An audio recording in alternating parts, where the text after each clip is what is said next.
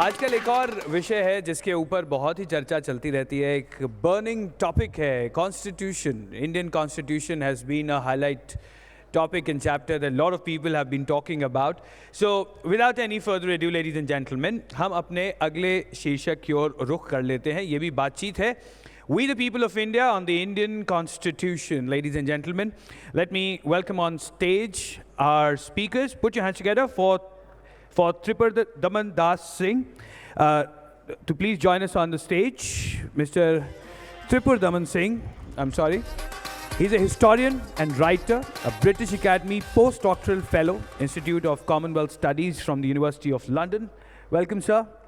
Let me also welcome on stage in conversation with him, Mr. R. Jagannathan, who's a journalist with over 43 years of experience in business and general journalism. So it is to you, Mr. Tripurdaman and Mr. Jagannath, to take the session further here. All to you, sir. Good afternoon, everybody. Good afternoon, everyone. Yeah. Just picture this. On 26 January 1950, we declared to the world that we had the most brilliant and liberal constitution in the world. Within 15 months after that, we completely massacred that constitution, saying that this doesn't work for us. If necessary, we'll have to kill it or modify it and make sure there's thing on that. Now, Tripurdaman's book, which sets off this conversation, is about the First Amendment to the Indian Constitution that happened in 1951, 15 or 16 months after we actually adopted the Constitution. And the book deals with the drama of the last 15, 16 days when all of India's political establishment and opposition was at war, in a verbal war, and finally they got the Constitution amended. So this is the first case probably in history where guys amended the Constitution even before the first election took place in this country. That is, an interim parliament just subverted the Constitution that was set up barely 14 months ago. So the book of Tripurdaman Singh, it basically deals with the First Amendment to the Constitution of India. So let me first ask Badri. So Tripurdaman, or it's a long name, so I'll call you tedious, Tripurdaman Singh. Huh? Works. Huh? That okay. works. Huh? Okay. So why did you think that First Amendment is such a big story to tell? I think, of course, when I started writing this book, the Constitution hadn't become, such a central part of political discourse as it has now. But for anyone, who is interested in any of these issues, freedom of speech, dissent, sedition, the relationship between the state and the individual, there is no way around looking at the First Amendment. That goes to the root of all of these issues. And if we ever talk about this, if we ever talk about the legal structures which govern these subjects, we have to go back to the First Amendment, which created the groundwork for all of them. Right. I'll start with a quote that criticizes the Prime Minister of India then. Right. It says, "We have in India today a one-party state, just as Hitler's Germany was a one-party state. Mussolini's Italy was a one-party state, and Stalin's Russia is a one-party state. The danger which I apprehend is that the government may suppress all political parties which do not believe in the government on the plea that the interests of public order demand that these parties should be suppressed." Now, this is not a reference to today's government. This is a reference to Nehru's government in 1951. Okay, and the author of this statement is P.R. Das, the brother of Chittaranjan Das, freedom fighter and well-known Bengali nationalist. So, Indian nationalist, of course, from Bengal. So, my point is, why were there such vituperative speeches being made against Nehru at that time? And what was it in the First Amendment that made so many people so angry about it? The opposition was, it was numerically small. Yeah. It was ideologically scattered across the political spectrum. The first election hadn't happened, so there had been no real test of popular appeal. And so many felt across the political spectrum that political ideologies or political thought processes which challenged Nehruvian orthodoxy were being quite resolutely suppressed. And P.R. Das says this actually very, very early on, probably just a few months after the constitution is enforced. And he says it in the context of the government of India attempting to censor and ban publications which are critical of the Prime Minister and the government. And this happens across the political spectrum. So a communist magazine, Crossroads, is banned, and the RSS magazine Organizer is censored, which triggers this sort of feeling amongst a lot of opposition figures. Right.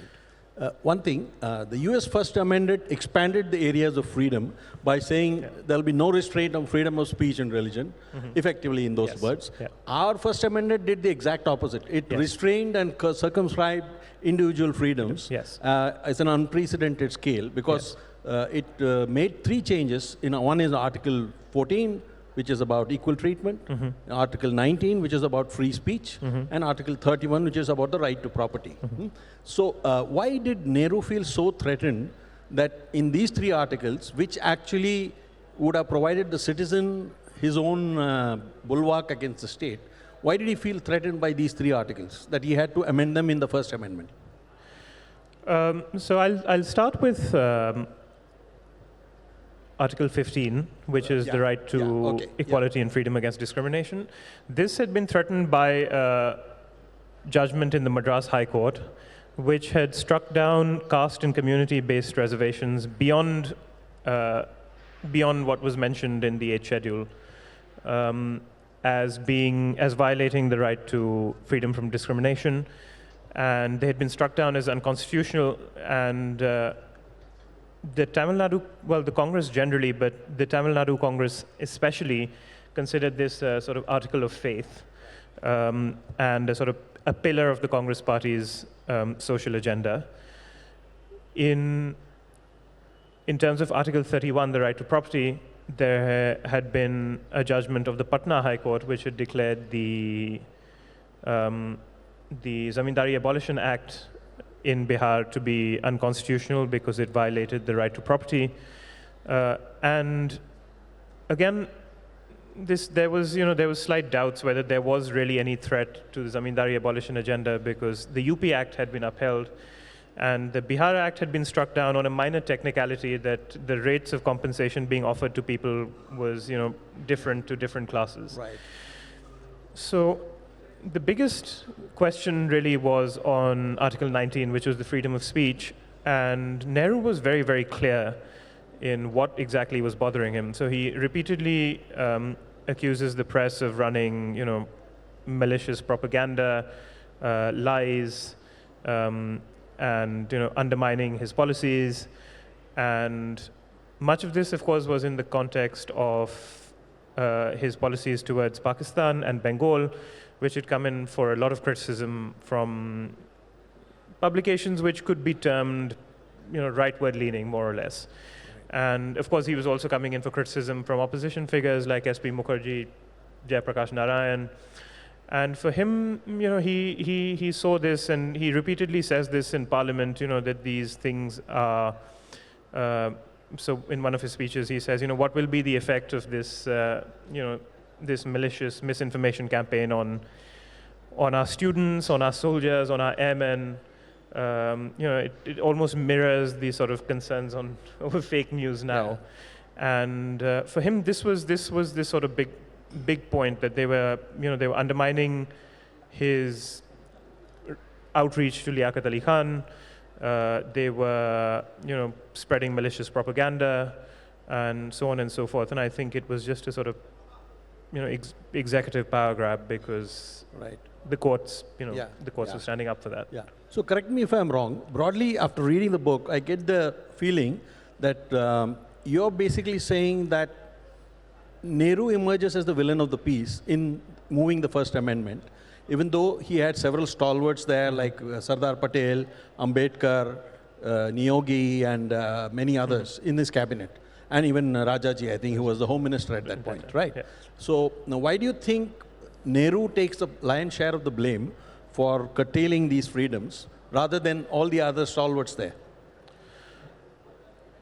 There's a point in time where there's a very interesting exchange of letters between Nehru and Patel.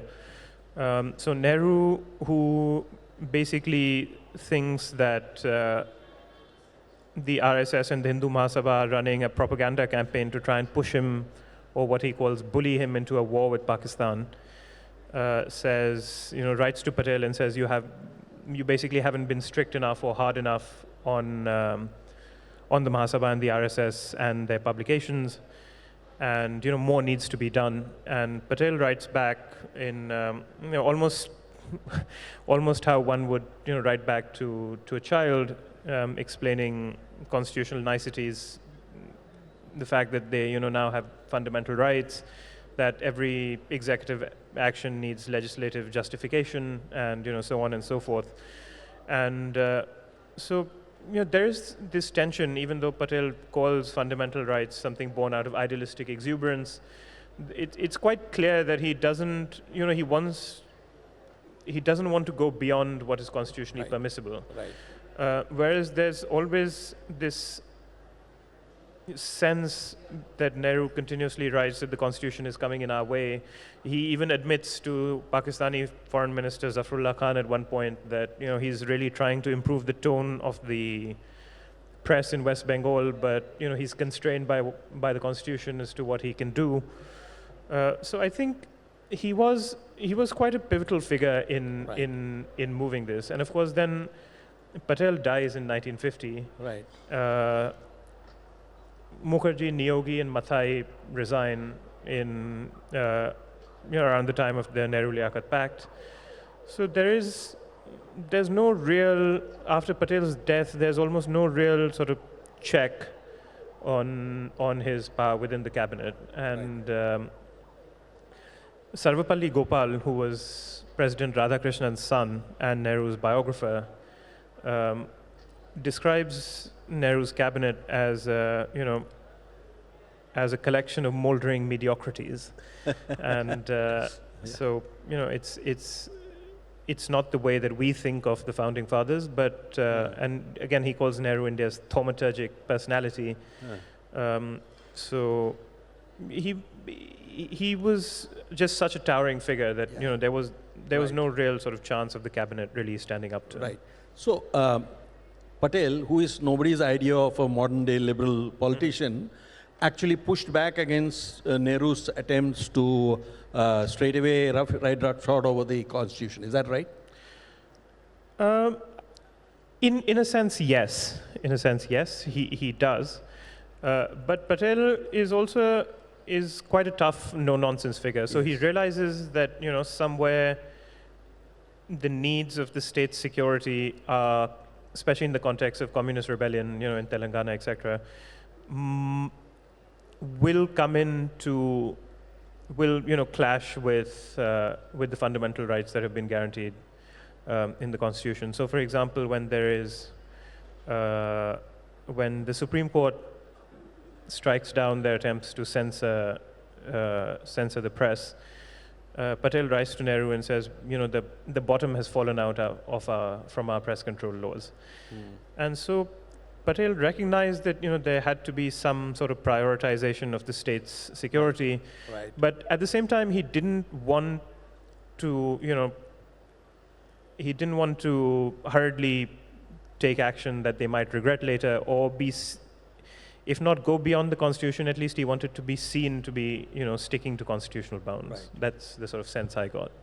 So the sense I got from reading the whole book and the whole drama around those 15 months is that most of the people who we now see as political heroes had feet of clay when coming to saying no to Nehru. It does seem like that. Yeah. It definitely does seem like that. And progressively, as the story progresses, and as time progresses, of course, Patel passes, that becomes less and less. Yeah. Nehru becomes to be like more and more dominant as Yeah. as time goes on. And I think the President Rajendra Prasad had a particularly strong pushback and advised Nehru not to go ahead with the amendments, right? But Nehru paid no heed to what he said, right? That's right. That's right. So once the amendment had been drafted, and just before it was presented to Parliament, President Rajendra Prasad looked through it and wrote to Nehru, advising him against rushing in for an amendment on both. He detailed several grounds. So of course there was the moral and ethical ground that he had, which was that a provisional parliament elected on a limited franchise should not be amending the constitution, even before the first general election had been held. And the second sort of more substantive criticism was what was being curtailed. I mean, Rajendra Prasad very clearly believed that no clear case existed for amending the constitution, because the first thing that Nehru should be doing was to bring the laws that he was looking at, which had been struck down, whether they were press control laws or public safety acts, or the Zamindari abolition legislation, into conformity with the constitution, rather than rush to amend the constitution to suit the momentary needs of his government. And then, of course, there was the other criticism that he had, which was that fundamental rights had such a special place in the constitution.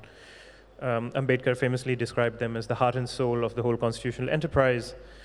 And for Rajendra Prasad, as he writes, he says it's an irony of fate that something that has been placed over every other part of the constitution and that is so important to the constitutional enterprise is the first thing to be, assailed in the new republic. Right. And of course, Nehru, not only does he not pay any heed, he also writes back and says that it would be very unfortunate if anyone got to know that the president had a view that was different from the cabinet, and he instructs Rajendra Prasad to make sure that no copies of the note are circulated or given to anyone. Right. Also, I think Nehru put the priorities very clear. I think the constitutional says fundamental rights are supreme. That's the thing. Whereas Nehru said fundamental rights are some 19th century idea. The real thing now is social progress, which now depends on the directive principles of state policy. And so he said that directive principles should actually override fundamental rights. Or indirectly or directly, he seemed to suggest that. He suggests that at several times, that the idea that these are archaic remnants of 19th century ideas. He at one point berates H.V. Kamath, who raises an issue about the sanctity of fundamental rights, to not quote some such thing which was said during the time of the French Revolution, because the world has changed. And this is a recurring theme in his words, that the world has changed and we don't know what's going to happen. But I think it goes, of course, he does make the claim that the state has the obligation of the state, as enumerated in the directive principles, trumps fundamental rights in some senses. But I think the claim goes slightly deeper than that, because it's a claim that many, such as Ambedkar, have made as well, that Indian society almost doesn't have any sort of tendency to modernize in and of its own. So the state almost has to have this sort of overriding power to push social progress, because otherwise, there's going to be almost nothing coming out of society in itself. Yeah. Tell me, what was the Constitutional Assembly, which wrote the Constitution, smoking, that they thought that suddenly, after writing this most beautiful Constitution, which was the most progressive and liberal in the world at that point of time, that they never thought that ultimately they have to rule the country on this basis? Did they think that, or what were they doing? I mean, if they thought they needed all the draconian colonial laws and things, barely 15 months after writing the Constitution and showering rose petals on themselves, how come they wrote this Constitution, then immediately felt the need that this is not working for us? I think, to be honest, they didn't.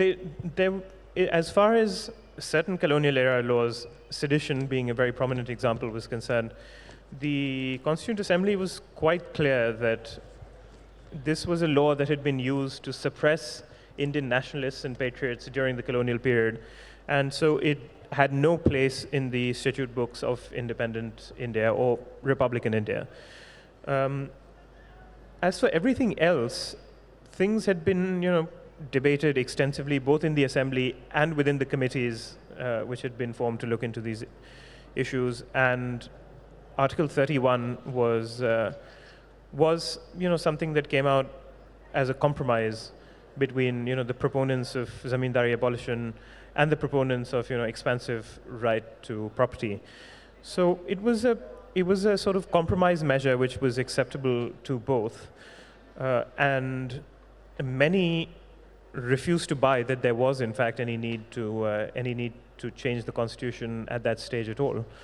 So I think I think I sort of disagree with the idea that even though many of the same people were involved, that they hadn't thought about it. I think they had, and the opposition at least considered that it was perfectly possible to govern India within the bounds of the constitution as it had been written by the Constituent Assembly. So I think this was certainly driven by the short-term impulses that the Nehru government had. So I'll ask you one or two more questions, then we'll throw the questions open to the audience to give them some time to ask you some questions. So one thing, an unlikely hero that emerges in your book is the very fierce opposition put up by Shyama Prasad Mukherjee, who, contrary to today's idea of a right-wing politician who is supposed to be anti-liberal, anti-free speech and all that, he was the one who made one of the stiffest speech against the First Amendment, apart from, of course, people like Jayaprakash Narayan and many others and other things. So what do you think was, why did he oppose Nehru so strongly? And in fact, I'll come to a subsequent question on that. One of the interesting things is, the amendment to Article 19 was partly the result of S.P. Mukherjee's strong stand against Pakistan in the Nehru-Liaquat Pact, right. Yeah. So where it seemed very one-sided to most people on this side of the border. And in fact, not just the so-called Hindu right, but even John Mathai resigned, who was a Christian. He resigned saying that this is a very one-sided pact, right? Yeah. So can you tell us something about S.P. Mukherjee's role in opposing that, and also what his politics was one of the reasons why Nehru inserted a clause that if you affect friendly ties with neighbors. So Nehru was the first guy of trying to appease Pakistan, and he said, if you don't allow this, then it's against you have to stop free speech. So actually, it starts a bit before that as well. So it starts with just before the Nehru-Liaquat Pact, when you have communal conflict in East Bengal, state-sponsored communal conflict in East Bengal, the influx of refugees into West Bengal, and then of course communal riots in West Bengal. Nehru is criticized in scathing terms by what's considered right-wing politicians. I mean, S.V. Mukherjee being obviously only one of them. And then that leads to an attempt to censor the organizer, which backfires eventually. But I'll quote to you a piece of what K.R. Malkani, who was an RSS stalwart, and the longest-serving editor of the organizer, and he writes in an editorial, again in the organizer, to threaten the liberty of the press for the sole offense of non-conformity to official view in each and every matter may be a handy tool for tyrants, but is only a crippling curtailment of civil liberties in a free democracy. A government can always learn more from the bona fide criticism of independent thinking citizens than the fulsome flattery of charlatans. So this was, that's how it sort of began. And then, of course, the Nehru-Liaquat Pact happened.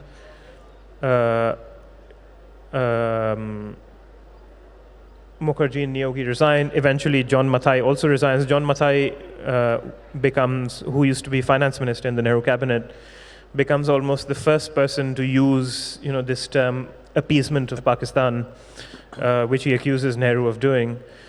And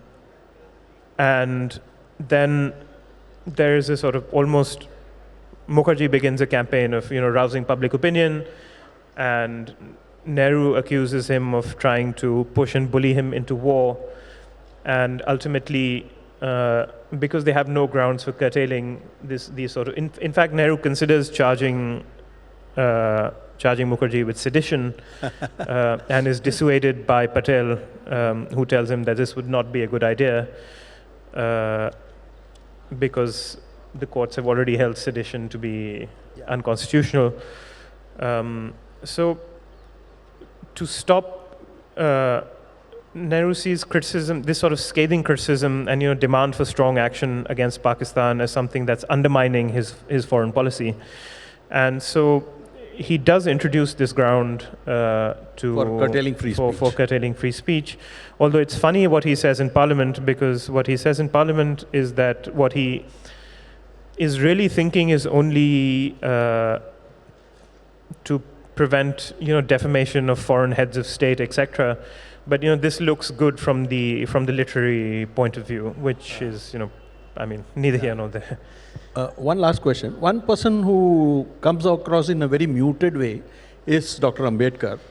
Like, though he's also a liberal and things like that, but he also backed the First Amendment, at least quietly. What was the equation there, and what was his role there?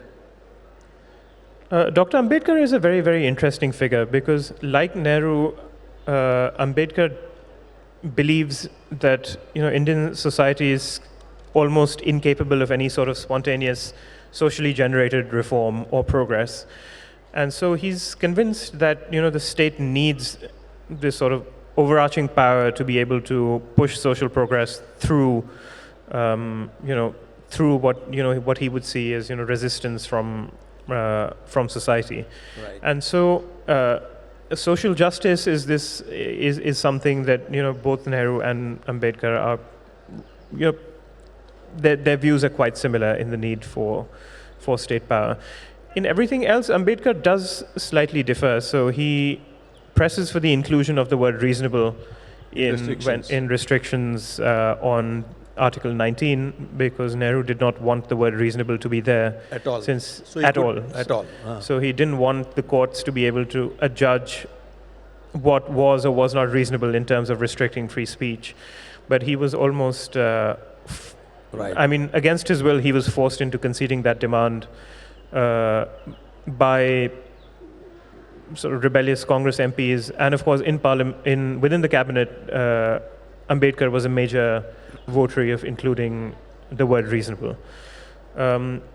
With regards to the right to property, it's even more interesting because Ambedkar doesn't seem to have, he is all for redistribution, and he obviously recognizes that you can't have political equality without some form of economic redistribution. But it's interesting that he helps pass the First Amendment, but then a few months later he's he resigns, and then as a lawyer he takes up the brief of the zamindars and appears in court for them against laws that he Right. himself has helped pass. So it's an interesting story. Right. So I think I'd have some time for a few questions. Please keep your questions brief so that we see. Please pass the. Please, that gentleman, please.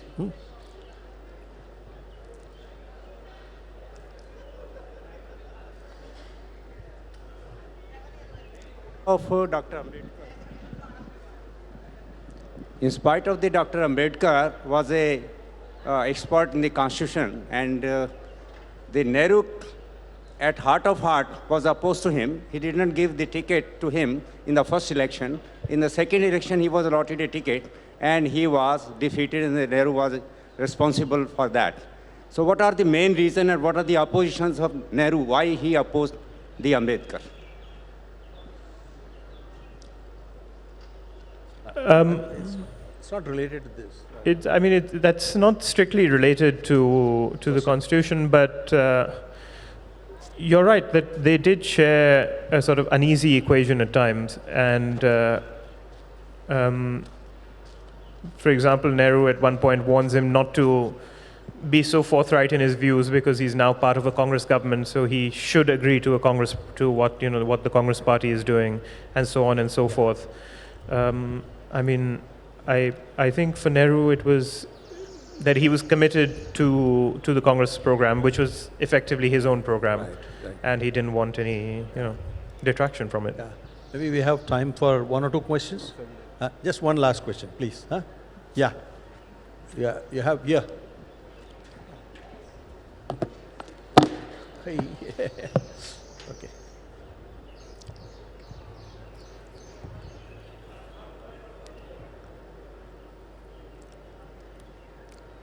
Quickly, sir. Hello, good afternoon. Whatever happened, what you explained, don't you think, what is your take on this, that rather than being accepted among the people of India, Nehru was trying that he should be accepted by the people outside India? Because the methods which he adopted were all the colonial methods, and for diluting the constitution, which somewhere was on that parameters only. If he would have tried his best to be accepted by the people of India among his colleagues, that would have been better. Yeah, I think that's not a question related to the First Amendment. But yeah, I mean, one thing is clear, both from this book and from general thing, that when it comes to Nehru, nobody wanted to stand up to him. And all the stalwarts actually, most of them went out of the cabinet because he couldn't stand a different point of view. That seems to come both from this view. He had his own idea about how India should be ruled. In fact, that's what S.P. Mukherjee clearly says. I think what we need is a simple amendment that says that for the next 5 years, Nehru will interpret the constitution according to how he likes, and then we can probably give him a sense of what to do. So that's what it is. Thank you very much. I think there's a lot more in this book, but please do read it. It's the most dramatic explanation of what happened in those 15 months after the constitution was drawn up, and the 15 days when the nation fiercely debated and then caved in to Nehru's insistence that we cannot have so much free speech in India. Thank you. Thank you very much. Thank you very much, gentlemen. That was indeed a very interesting session we had. Thank you, sir.